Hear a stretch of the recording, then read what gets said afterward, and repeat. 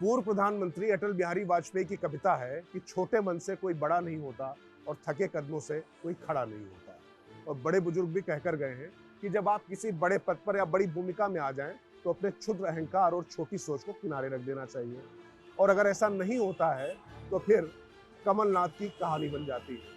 आप सोच रहे होंगे कि ये क्या बात हुई, तो आपको बता दें कि तमाम शिकायतें महाराज यानी ज्योतिरादित्य सिंधिया को थी, लेकिन असली बात थी कि उनको जब घर आवंटित नहीं किया कमलनाथ ने और बार बार अपमानित किया, तो उसके बाद कमलनाथ को सत्ता से बेघर करने का रास्ता ज्योतिरादित्य सिंधिया ने चुन लिया। राज की बात में ये पूरी कहानी आगे हम आपको तफसील से बताते हैं।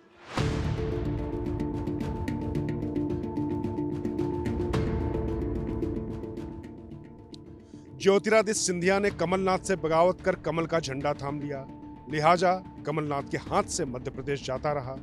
ज्योतिरादित्य ने ऐसा क्यों किया? बीजेपी की सरकार आने पर भी, जबकि उनको पता था कि मुख्यमंत्री वहां नहीं बनेंगे, इसके बावजूद वो अपनी पुरानी विरासत को छोड़कर नई पार्टी में क्यों गए? इसका जवाब लोगों को राजनीतिक महत्वाकांक्षा लगता है, वो भी है, लेकिन किसी भी बड़े फैसले के लिए एक घटनाक्रम या जिसको ट्रिगर पॉइंट कहते हैं वो बहुत महत्वपूर्ण होता है। कमलनाथ ने सत्ता के मद में यही गलती की और महाराजा को उनकी हैसियत दिखाने के चक्कर में अपनी सीएम की हैसियत को खो बैठे।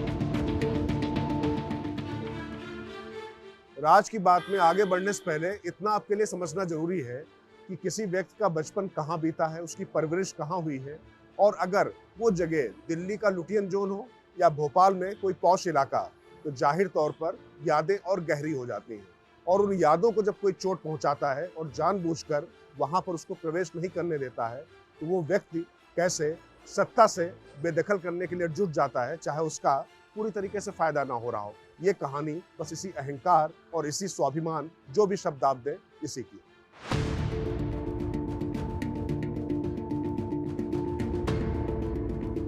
वैसे तो सिंधिया कमलनाथ और दिग्विजय सिंह की जुगलबंदी के आगे खुद को हाशिए पर महसूस कर रहे थे। इसके बावजूद गांधी परिवार से सीधे संबंध और विरासत की वजह से वो कांग्रेस नहीं छोड़ रहे थे। मगर सिंधिया ने पांडवों की तरह जैसे 5 गांव मांगे थे, वैसे ही कमलनाथ ने लुटियन जोन दिल्ली में मध्य प्रदेश सरकार के कोटे से एक मकान मुहैया कराने को कहा। वो मकान था जिसमें उनके पिता माधवराव सिंधिया रहते थे और बाद में मंत्री बनने के बाद खुद ज्योतिरादित्य भी रहे। ये मकान है 26 सफदरजंग रोड। इससे उनकी बहुत यादें जुड़ी। बार बार कहने के बाद भी कमलनाथ ने ज्योतिरादित्य की एक भी नहीं सुनी।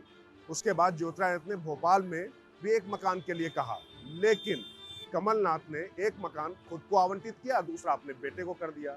अब ग्वालियर रियासत के महाराज को ये बिल्कुल नागवार गुजरा।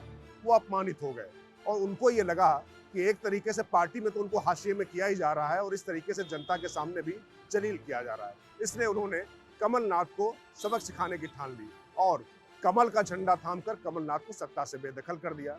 वैसे राज की बात एक और भी है कि ज्योतिरादित्य बीजेपी में तो अपनी जगह बनाने का प्रयास कर रहे हैं, लेकिन लुटियन जोन में उस मकान में जाने के लिए भी उन्होंने हाथ पैर मारने शुरू कर दिए।